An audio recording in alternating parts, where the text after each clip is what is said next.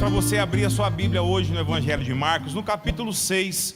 Hoje nós iremos ler dos versos 1 até o verso de número 13. E o título da mensagem de hoje é: Profeta bom é o dos outros. Abra sua Bíblia, Marcos capítulo 6, dos versos 1 até o verso de número 3. E o título da mensagem é: Profeta bom é o dos outros.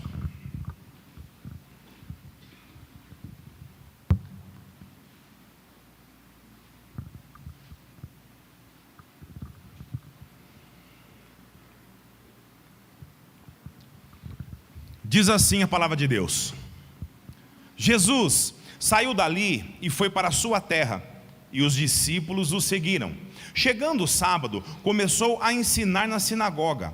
Ao ouvi-lo, muitos se maravilharam, dizendo: de onde lhe vêm essas coisas? Que sabedoria é essa que lhe foi dada? Como se fazem tais milagres por suas mãos? Este não é o carpinteiro, filho da Maria, irmão do Tiago, de José, de Judas, de Simão? E as suas irmãs, elas não estão aqui entre nós? E escandalizavam-se por causa dele. Então Jesus lhes disse: somente em sua terra, entre seus parentes e em sua própria casa, é que um profeta não é honrado. E não pôde realizar nenhum milagre ali, a não ser curar alguns poucos doentes, impondo-lhe as mãos. E admirou-se da incredulidade deles. Em seguida, Jesus percorreu os povoados das redondezas ensinando. E chamando a si os 12, começou a enviá-los em duplas e deu-lhes poder sobre os espíritos impuros. Também ordenou-lhes que não levassem nada para a viagem, a não ser um bordão, nem pão, nem bolsa de viagem, nem dinheiro no cinto, mas que fossem calçados de sandálias e não vestissem 2 túnicas. Disse-lhes ainda: onde quer que entrardes numa casa, ficai ali até partir do lugar. E se em algum lugar não vos receberem, nem vos ouvirem, ao sair de lá, sacudi o pó debaixo dos vossos pés, em testemunho contra eles. Então eles foram e pregaram ao povo que se arrependesse. Expulsavam muitos demônios, ungiam muitos doentes com óleo e os curavam. Até aqui. Abaixe sua cabeça, vamos orar. Senhor, nesse momento, Pai, nós estamos diante da Tua palavra, Senhor, e nós estamos aqui, Pai, clamando a ação do Teu Santo Espírito no nosso meio. Pai amado, abra nosso coração, Deus, abra nosso entendimento, para que todas as verdades contidas aqui, Deus, possa falar ao nosso coração, possa nos ressignificar, Deus, de dentro para fora, que nós possamos, Deus, sair daqui melhores que nós entramos, que nós possamos, Deus, nos diminuir, Cristo crescer em nós. Obrigado, Senhor, por esse privilégio que nós temos de forma livre estar nesse lugar, olhando para a Tua palavra, Deus, e ouvindo a Tua voz. Obrigado, Senhor. Essa oração que nós fazemos, Pai, não é nos nossos méritos, mas é no de Jesus. Amém. Meus irmãos, nós vimos no sermão de domingo passado que Jesus, ele cura uma mulher que sofria por 12 anos de uma grave hemorragia. Vimos que em meio à multidão que espremia Jesus e os seus discípulos, essa mulher vai e toca nas suas vestes com uma fé vista em poucos, e é curada pelo Senhor. E o detalhe aqui é que Jesus a cura de forma involuntária, apenas sentindo que dele havia saído o poder. E Jesus não só cura, como também a salva. Nós vimos também que após isso, Jesus se dirige à casa de Jairo, que era um dos chefes da sinagoga de Cafarnaum, onde a sua filha se encontrava acamada à beira da morte. Vimos que a fé de Jairo, ela foi posta à prova diversas vezes, começando pela interrupção que a mulher com hemorragia promove ao tocar em Jesus, uma vez que eles já estavam a caminho da casa de Jairo, quando isso aqui aconteceu. Meus irmãos, um texto maravilhoso, que nos ensinou muito sobre a dependência e confiança que nós devemos ter em Jesus, pois é Ele quem nos dá e quem sustenta a nossa própria fé, sem medo, sem desconfianças.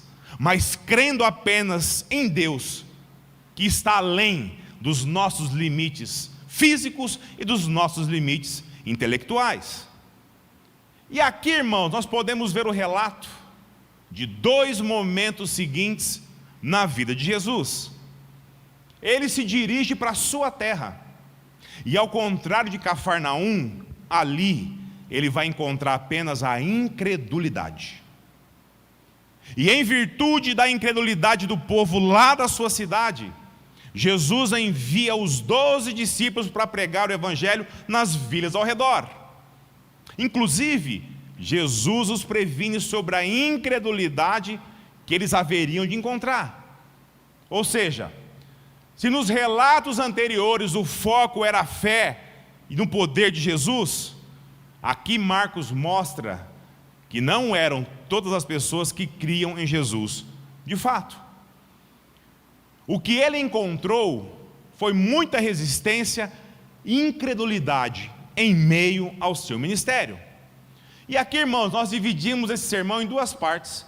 E a primeira parte está aqui do verso 1 até o verso 6. Aqui vemos que Jesus sai de Cafarnaum e volta para a sua cidade. E na segunda parte, que está no verso 7 a 13, onde Jesus comissiona os 12 para continuar a sua missão. E os previne acerca da incredulidade que eles encontrariam por toda a região que eles andassem. Então vamos lá, eu espero que a sua Bíblia esteja aberta, mantenha ela assim, e lê novamente comigo o verso de número 1. Acompanhe a leitura.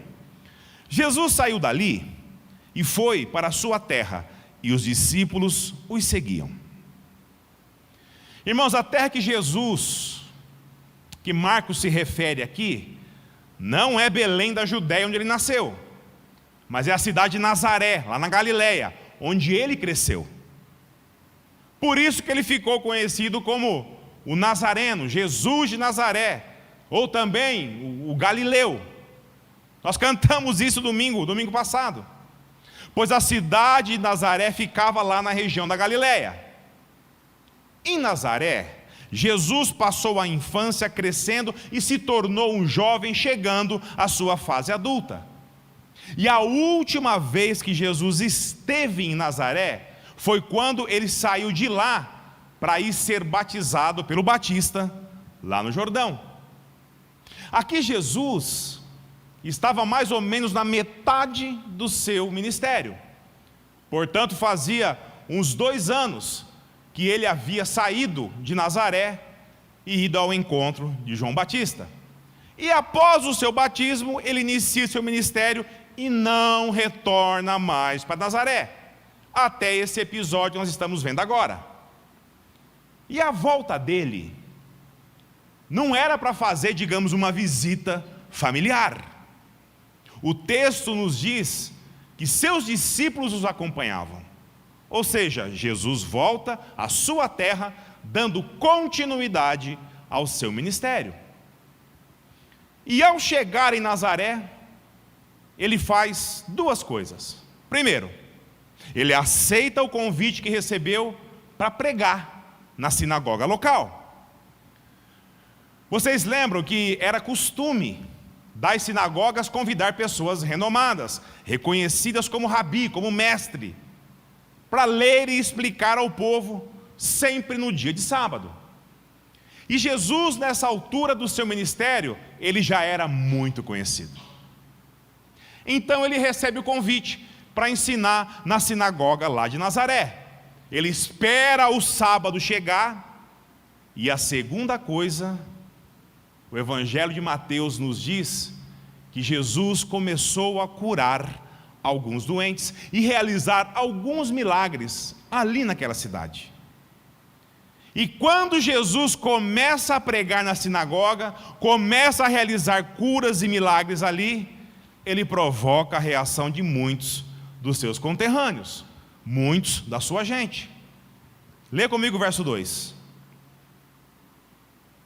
E chegando o sábado, começou a ensinar na sinagoga. Ao ouvi-lo, muitos se maravilharam, dizendo: de onde lhe vêm essas coisas? Que sabedoria é essa que lhe foi dada? Como se fazem tais milagres por suas mãos? Meus irmãos, as pessoas ficavam espantadas e se perguntando: o que aconteceu com Jesus? De onde vem todo esse poder dele? Eles lembravam de como Jesus saiu de Nazaré. E 2 anos depois, ele simplesmente volta fazendo todas essas coisas? Como assim? De onde que vem toda essa sabedoria ao falar? Quando ele estava aqui, ele não pregava na sinagoga. Ele não aparentava ter todo esse conhecimento. E agora ele chega aqui dizendo que tudo isso é da parte de Deus, e olha a autoridade dele falando. Sem falar nos milagres, né? Que agora ele está fazendo. Volta 2 anos depois, curando cego, aleijado. Da onde que vem isso, gente? O que aconteceu com esse homem? Uma sabedoria, um poder súbito. E ninguém tinha a mínima ideia de como isso aconteceu, de como isso era possível. Pois Jesus, ele cresceu lá. E todos o conheciam. Desde pequeno, desde a infância. Isso fica evidente quando nós lemos o verso 3. Leia comigo, acompanhe comigo a leitura. Este não é o carpinteiro, filho de Maria, irmão de Tiago, de José, de Judas e de Simão? E suas irmãs não estão aqui entre nós? E escandalizavam-se por causa dele. Meus irmãos, aqui tem um detalhe muito importante.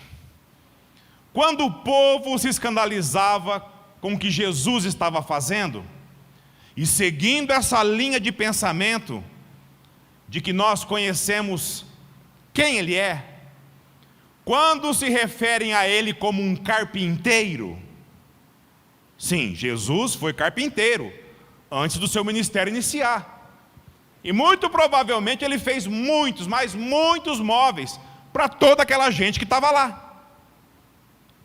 Quando se referem a ele como irmão de Tiago, de José, de Judas, de Simão, quando mencionam suas irmãs estavam entre eles, são todas constatações verdadeiras a respeito de Cristo, todas. Mas quando se referem a ele como filho de Maria, aqui nós temos um tom totalmente pejorativo nessa conversa. Para um judeu, se referir à filiação de alguém, a referência era o pai, não era a mãe. Ou José aqui já tinha falecido, o que é menos provável, ou se referiam a Jesus, sendo filho da Maria, filho de Maria, intencionalmente. E por que será que eles fizeram isso? Para trazer à memória do povo que esse filho de Maria era aquele que não era filho de José. Percebem? O tom aqui é meio de, sabe, veneno no cantinho da boca. Estão dizendo assim: esse não é o filho daquela Maria lá, cujo pai não era o pai, insinuando a dúvida da fidelidade de Maria com José. Meus irmãos, e se o povo já maldava nos comentários, como achamos que eles agiriam vendo tudo aquilo Jesus fazendo? Eles agiriam sim, com incredulidade, porque simplesmente duvidavam desse Jesus, carpinteiro, filho daquela Maria, que teve o filho que não é do marido. Aqui é uma mistura de sentimentos no povo. Óbvio que ia gerar o quê? Incredulidade. E o ceticismo do povo e a desconfiança de que Jesus estava ali para enganar, é o resultado de que eles não creram em Jesus, apesar deles estarem presenciando, apesar de estarem ouvindo e com autoridade acerca do reino de Deus. E assim, irmãos, eles os rejeitaram. E diante desse comportamento da sua própria gente, Provavelmente também diante desse mesmo comportamento de quem? Da sua família. Lembra da família de Jesus? Não era lá muito fã das coisas que ele fazia, não. Marcos nos diz que Jesus ele faz 4 coisas. E a primeira está aqui no verso 6. Leia comigo. E admirou-se da incredulidade deles. Meus irmãos, aqui nós vemos Jesus admirado com a incredulidade do povo. Aí você pode estar pensando assim, ué, mas Jesus não é Deus? E Deus não sabe de tudo? Por que o espanto de Jesus então? Meus irmãos, todos os evangelhos, todos, mencionam a divindade de Jesus, mas mencionam também a sua humanidade. Ele se fez homem. E Marcos aqui registra uma reação típica de quem? De um ser humano. Marcos mostra que mesmo sendo Deus, Jesus se fez homem. E tinha reações típicas de homem. E essa admiração de Jesus, diante da incredulidade daquele povo, que conhecia ele muito bem, é justamente o contrário da reação do povo lá de Cafarnaum. A fé que ele encontrou lá, onde ninguém conhecia ele, era muito maior que aqui, onde todos, sem exceção, sabiam quem ele era. E por conta dessa admiração ao desprezo por parte da sua própria gente, Jesus faz a segunda coisa, ele faz um desabafo. No verso 4, leia comigo. Então Jesus lhe disse: somente em sua terra, entre seus parentes, em sua própria casa, é que um profeta não é honrado. Meus irmãos, isso que Jesus disse é um provérbio muito, mas muito conhecido no Oriente. Todos já ouviram isso aqui. E o que Jesus quis dizer com isso? É muito mais fácil eu e você dar crédito a quem? Pessoas desconhecidas, pessoas estranhas, pessoas de fora, do que aqueles que estão do nosso lado. E isso nós podemos muito bem trazer para os dias de hoje. Sabe por que muitas vezes eu e você, irmãos, a gente entra em cada roubada? Mas sabe aquelas que você fala, meu Deus, como que eu pude entrar numa dessas? Entrei nessa fria com tanta facilidade. Aqui está a resposta, irmão. E esse era o mesmo sentimento daquele povo. E Jesus sabia disso. Infelizmente nós, muitos de nós, valorizamos muito mais o que vem de fora, e na maioria das vezes, não damos a mínima ao que está próximo de nós. Pensa num casal incrédulo. Isso é uma recorrência, que leva a caminhos muitas vezes irreversíveis.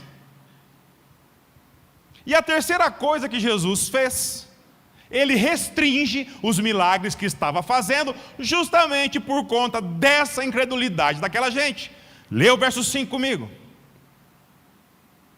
E não pôde realizar nenhum milagre ali, a não ser curar alguns poucos doentes, impondo-lhes a mão.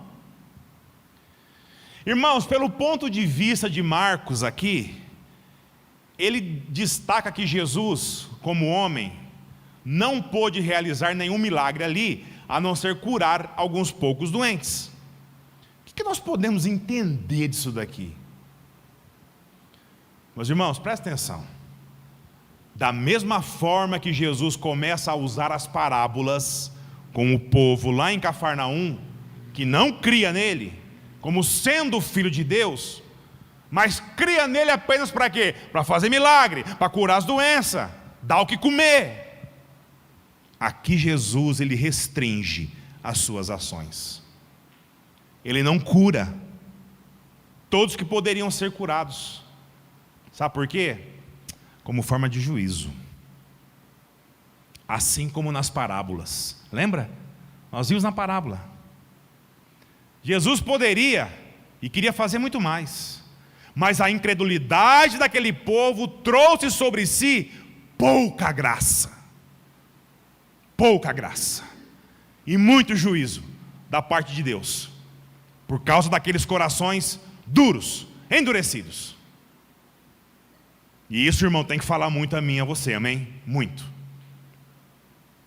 E a quarta coisa que Jesus faz, está no final do verso 6. Leia comigo.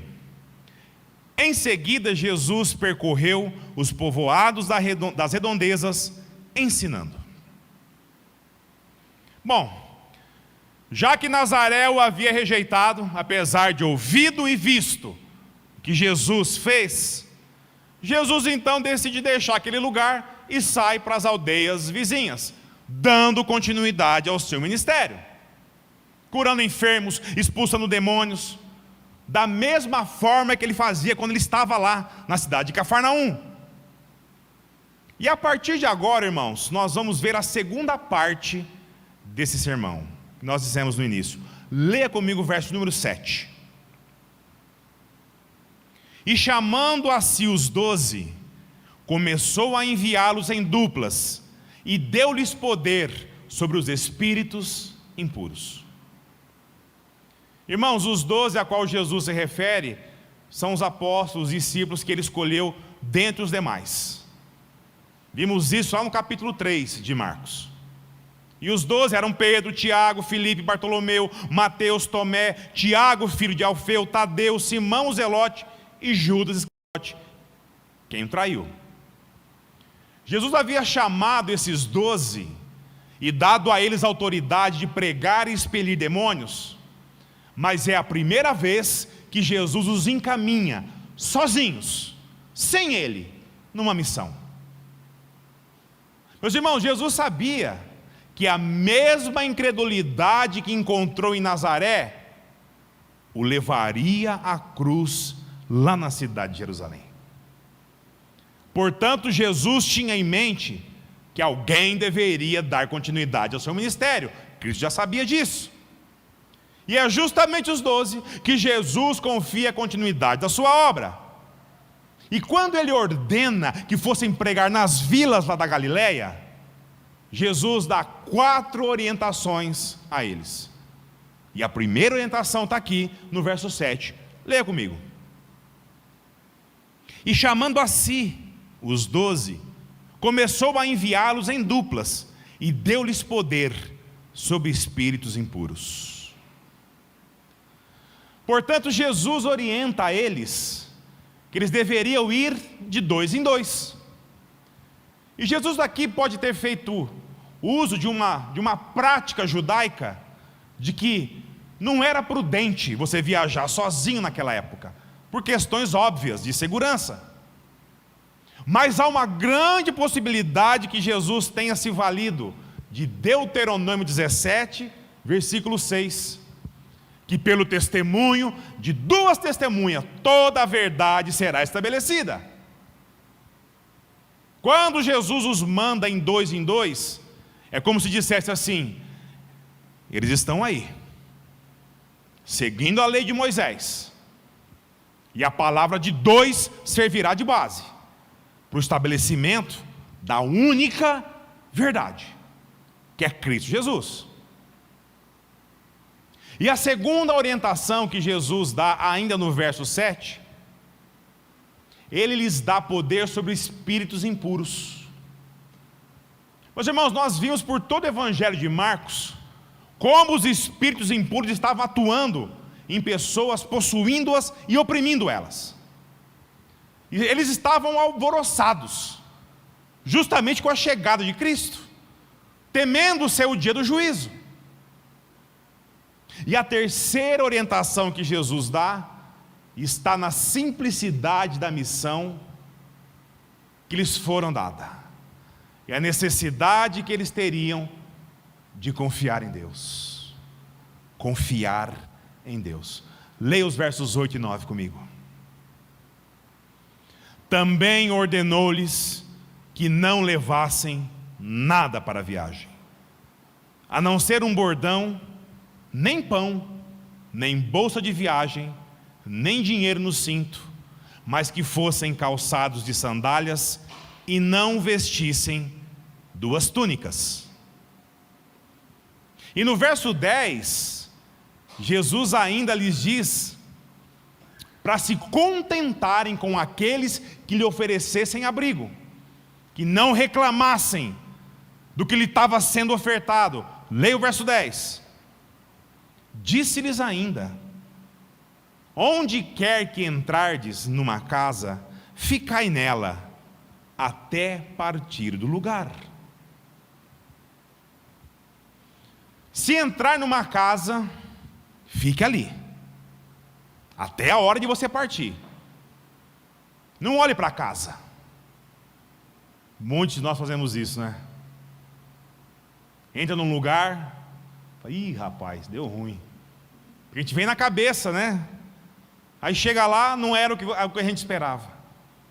Deus diz: não olha para o que está sendo ofertado a você. Não olha. Não reclame da comida. Não reclame da limpeza. Não reclame da cama que você irá dormir. Meus irmãos, essa prática aqui ainda existe nos dias de hoje entre cristãos. Por diversas vezes, irmãos.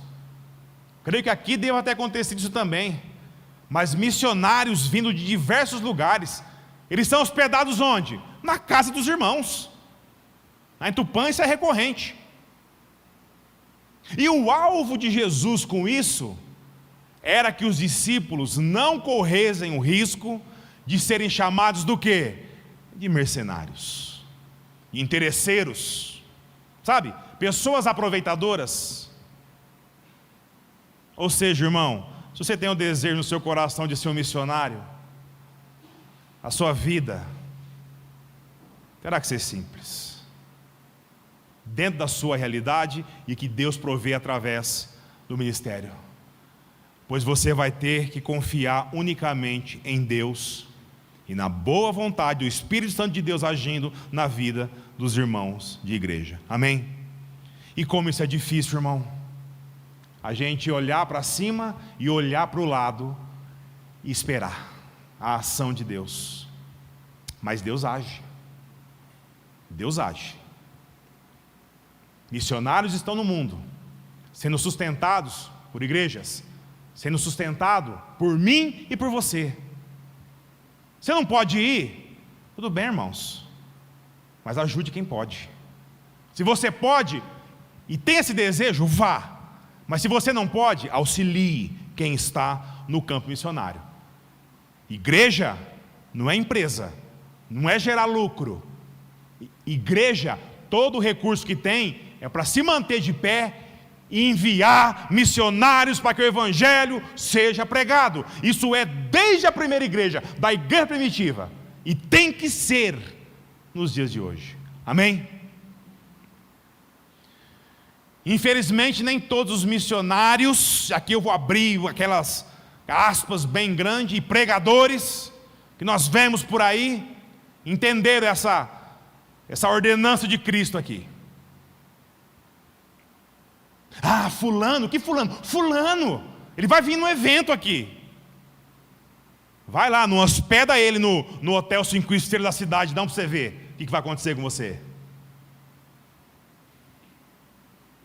Não pega ele, a família, e vai, sabe, o restaurante mais caro da cidade. Faz isso. Não oferece a ele uma boa quantia em dinheiro, sabe? Poupuda, pesada na mão, para você ver se ele virá para o seu evento. Faz isso. Enfim, deixa eu me calar aqui que é melhor. A quarta orientação que Jesus dá está no verso 11, leia comigo. E se em algum lugar não vos receberem, nem vos ouvirem, ao sair de lá, sacudi o pó debaixo dos vossos pés, em testemunho contra eles. Meus irmãos, essa orientação de Jesus era para que eles declarassem o juízo de Deus para aqueles que negassem recebê-los. E a forma que Jesus diz para ser feito, um judeu entenderia perfeitamente. Quando um judeu ele fosse viajar para fora da Judéia, para fora das terras de Jerusalém, em terra de povos gentis, quando eles regressavam, quando eles voltavam para Jerusalém, eles tinham que bater as sandálias, para que não sobrasse um grão sequer daquela terra pagã. Pelo fato de um judeu tratar alguém que não era judeu como uma pessoa impura, como um ser simplesmente inferior. E aquele sentimento de superioridade religiosa, que pode levar a pessoa à altivez, era presente na cultura judaica. Ou seja, o que Jesus está dizendo aos discípulos? Presta atenção, irmãos, que é muito importante. O que Jesus está dizendo aos discípulos era para fazer com o judeu o mesmo que eles faziam com quem não era judeu. Vão pelas vilas, preguem o evangelho. Não querem ouvir? Bata a sandália dos pés. Mas vão.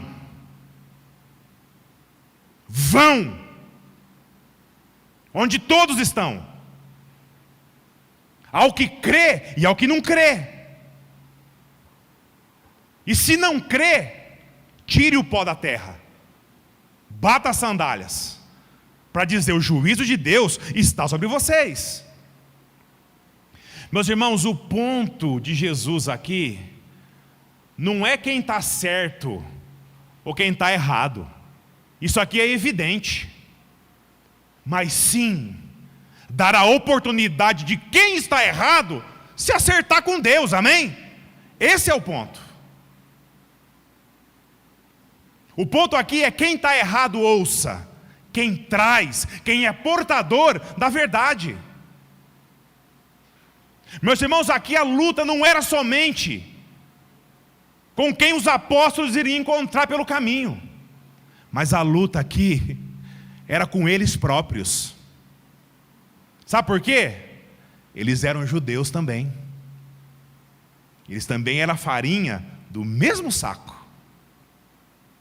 E assim como os demais, eles se julgavam superior aos outros, que não eram judeus. Cristo aqui está tratando o coração deles, ao mesmo tempo que eles cumprem a missão de ir até o povo. O ide não é somente para quem pensa de modo igual a mim e a você, irmãos. O ide é para todos. E nós temos que estar lá. Se nos ouvirem, louvado seja Deus. Se não nos ouvirem, irmão, será entre ele e Deus. O bater o pó das sandálias, na minha e na sua vida, é depois de termos ido, falado, vivido, e se mesmo assim houver rejeição, aí é só com Deus mesmo. Pois a minha e a sua parte, irmão, terá sido feita. Amém? Terá sido feita. Descanse no Senhor. E como que Deus diz para ser feito? Jesus diz, vão até eles. Vão até eles. E o que eles fizeram? Leia comigo os versos 12 e 13. Então eles foram e pregaram ao povo que se arrependesse. Expulsavam muitos demônios, ungiam muitos doentes com óleo e os curavam. Meus irmãos, eles foram. Eles obedeceram à ordem de Cristo. E aqui nós temos mais um detalhe muito interessante. João Batista pregava no deserto o arrependimento para a remissão de pecados. A mensagem de Jesus para o povo era: arrependa-se de seus pecados, pois o reino de Deus está próximo. E Jesus ordena seus discípulos a fazerem o quê? Preguem ao povo que se arrependam de seus pecados e volte-se a Deus. Portanto, irmãos, se algum dia tiver alguém aqui esperando, espero que não só eu, mas outros pastores que possam passar por aqui, dizer algo que seja diferente: arrependa-se dos seus pecados e volte-se para Deus. É com lamento no meu coração Mas eu gostaria de informar que isso jamais vai acontecer enquanto Deus estiver à frente desse ministério. Jamais. Pois assim como Deus estava tratando o coração dos discípulos por serem judeus, que iam falar aos judeus sobre o comportamento de um judeu, Deus aqui também trata o meu e o seu coração de quê? De pecador, que fala a pecadores sobre o meu e o seu comportamento pecador. E graças a Deus por isso. Igreja séria, igreja que prega a palavra do Senhor, a preocupação de Deus é com o meu e com o seu coração. É só isso que importa. Massagem de ego, deixa para quem gosta. Aqui é Cristo, que tem que reinar absoluto na minha e na sua vida. Amém? Amém? Aqui também tem outro detalhe importante, que carece da minha e da sua compreensão. Vamos lá. Eles expulsavam muitos demônios, não em nome deles, mas em nome de quem os enviara. Mas também o texto diz que eles curavam muitos doentes, ungindo-os com óleo. Meus irmãos, vamos lá. Em toda a Escritura, em toda a Bíblia, existem 3 tipos de finalidade para a unção. 3. Para fins cosméticos, ou seja, embelezamento da pessoa, e nós podemos observar isso lendo o livro de Esther, lá no Antigo Testamento. Também tem para fins medicinais.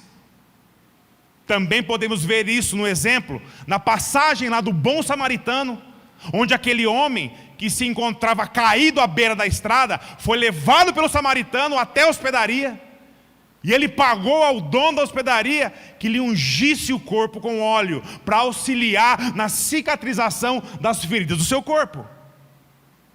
E por fim, para fins cerimoniais. Por exemplo, Davi, quando é declarado rei de Israel por Deus, o profeta Samuel então unge com óleo e o declara rei de Israel.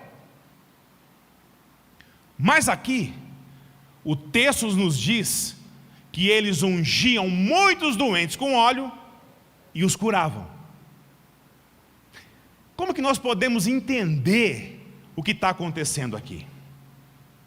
2 possibilidades nós podemos considerar. Vamos lá. Primeira, que eles eram curados, que eles curavam em nome de Jesus, e sabendo que o óleo, que o azeite tinha propriedades curativas, também passava no doente, como se dissesse: está curado em nome de Jesus, e o óleo não vai fazer mal nenhum à pessoa, é meio que para garantir o negócio. E a segunda é que eles ungiam a pessoa com óleo, e em nome de Jesus as pessoas eram curadas de forma sobrenatural, pelo poder de Deus em Cristo Jesus. E aqui eu vou abrir um parênteses para explicar que qualquer que seja a forma que eles adotaram, as pessoas eram curadas, não pelo óleo, não pela unção, mas pelo poder de Cristo Jesus. Amém, igreja? Tira o óleo. Tira o óleo. Tem muito crente por aí que acha que óleo é a solução dos problemas. Ó, esse aqui, irmão, esse aqui veio de Israel, esse é poderoso. Óleo da unção de Deus.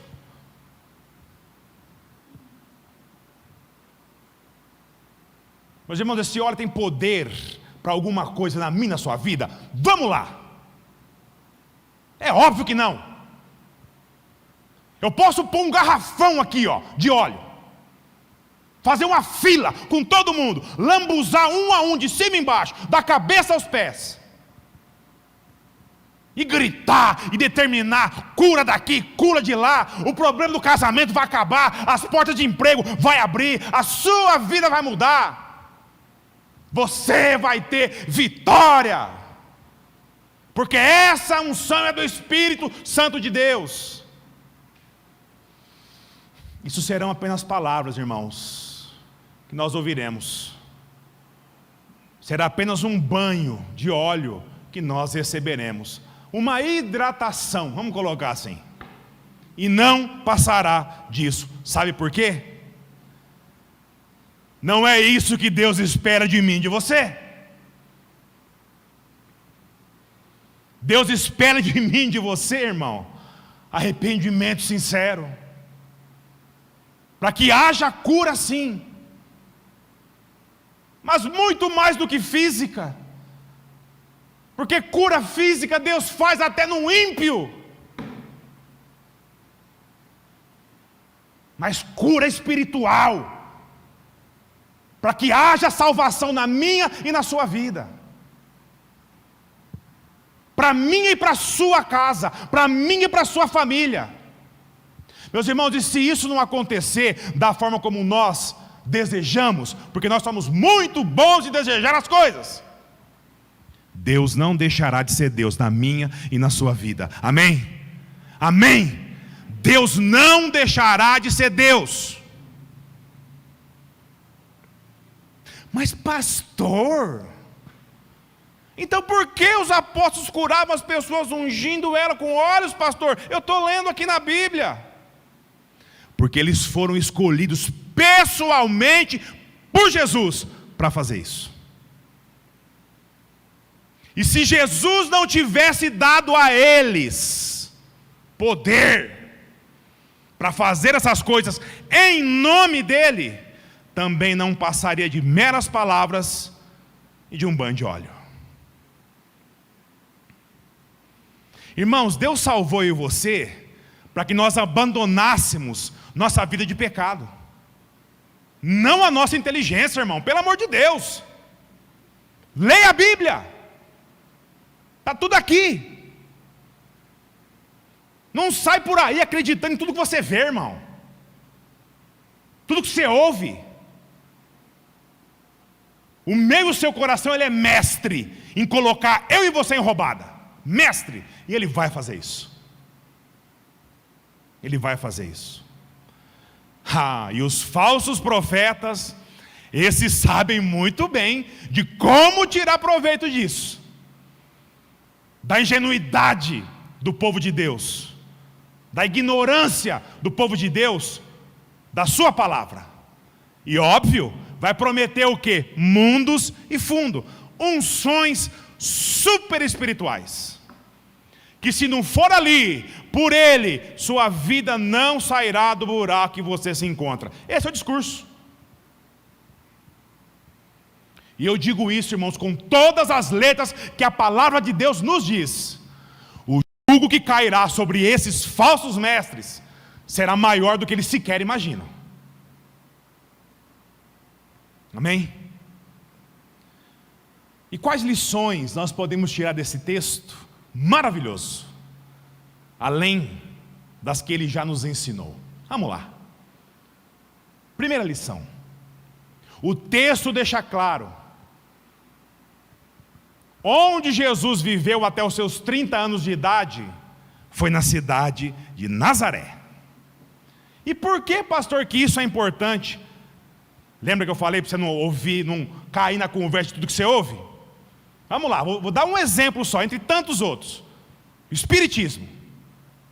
Os espíritas afirmam que desde que Jesus aos 12 anos entrou no templo e debateu com os religiosos da sua época, até seus 30 anos, onde ele vai iniciar o seu ministério, eles afirmam que Jesus foi para onde? Para a Índia, aprender artes místicas, magia, para poder realizar os seus feitos. Paz, meu irmão. Mas é isso. E de fato existe uma lacuna na Bíblia no que se refere a relatos sobre a vida de Jesus, dos 12 aos 30. E isso gera muita especulação. por outras pseudo-religiões e seitas espalhadas por aí, mas o Evangelho de Marcos é claro em nos dizer: Jesus não foi para a Índia ou qualquer outro lugar, ele sequer saiu da Palestina. Jesus era carpinteiro e viveu em Nazaré, junto dos seus pais e seus irmãos. Outra lição que podemos aprender com esse texto é que a missão da continuidade do ministério de Jesus foi dado aos 12 apóstolos, ordenada pessoalmente por ele, a qual lhes concedeu poderes. Foram eles que lançaram os fundamentos da igreja cristã, a qual eu e você servimos hoje. Eles que foram pregar o Evangelho primeiro. Foram eles que morreram de formas trágicas, em nome de Jesus. Foram eles que fizeram os primeiros discípulos, que fizeram discípulos, e que fizeram discípulos, e discípulos, até chegar a mim e a você.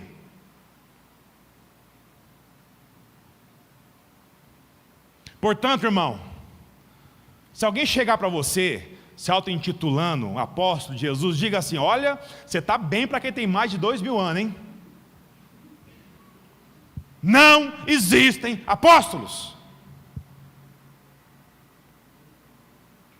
Mais uma lição que nós podemos extrair desse texto: quando Jesus envia os 12 a pregar o Evangelho, de 2 em 2, não era só por questão de segurança nas estradas.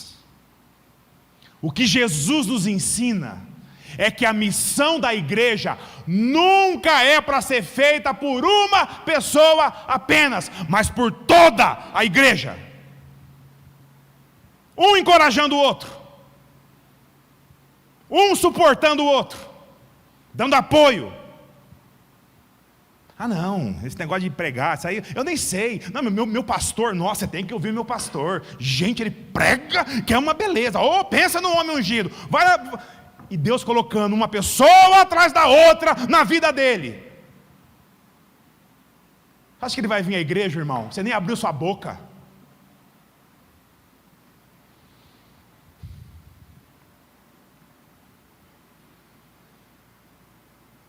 Irmão, se você talvez não goste do seu irmão, talvez não goste da sua irmã, preste atenção que eu vou falar que isso é muito sério. Trate de se acertar com ele, se quiser continuar a caminhada rumo à glória. Sabe por quê? Pelo simples fato que ele irá junto de mim e de você. E detalhe, vai ser eterno. Deus dá a oportunidade aqui de nós nos acertarmos com o nosso irmão, porque nós vamos ter que caminhar com ele e vamos permanecer com ele eternamente, para a glória de Deus, amém?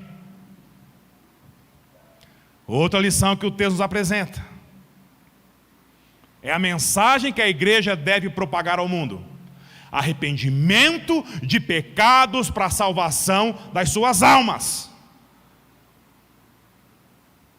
Não é Deus vai te dar isso, Deus vai te dar aquilo. Jesus não enviou os 12 para dizer: ó, os seus problemas acabaram. Sabe aquele evangelho tabajara? Ó, só vim aqui, você vai ver a guinada na sua vida que Deus prometeu, pode vir. E a pessoa vem achando que vai ficar rica, prosperar financeiramente, ou às vezes que vai receber a cura para a doença, etc. e tal. Irmãos, Deus pode fazer tudo isso? É óbvio que Ele pode. Ele faz? É óbvio que Ele faz. Mas você acha que você, com essa intenção de fazer troca com Deus, Ele vai te ouvir? Vamos ser sinceros, vai. Vamos sair da caixa agora, vamos ser sinceros. Irmão, se isso for um desejo do seu coração, infelizmente está longe de saber quem é o nosso Deus.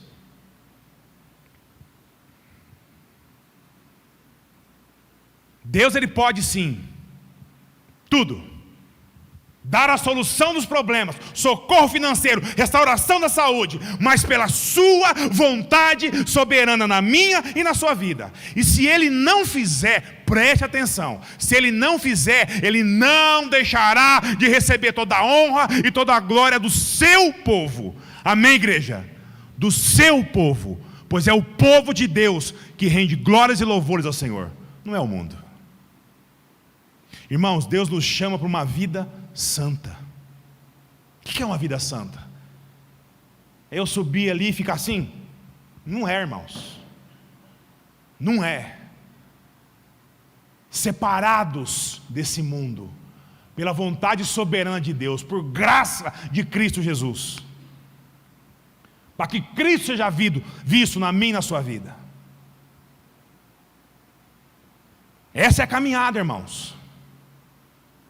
Viver num mundo caído, manchado pelo pecado, mas redimidos pelo sangue do Cordeiro vertido naquela cruz, por mim e por você. Amém, igreja? Essa é a missão da igreja, proclamar a mensagem de Cristo, para que o mundo saiba que o reino de Deus, Ele está próximo. Ele está próximo. Quem tem ouvidos para ouvir, ouça. Amém? E que a graça de Deus esteja sobre mim e sobre você, irmão, para cumprir essa missão dada por Deus. Louvado seja o Senhor. Abaixe sua cabeça.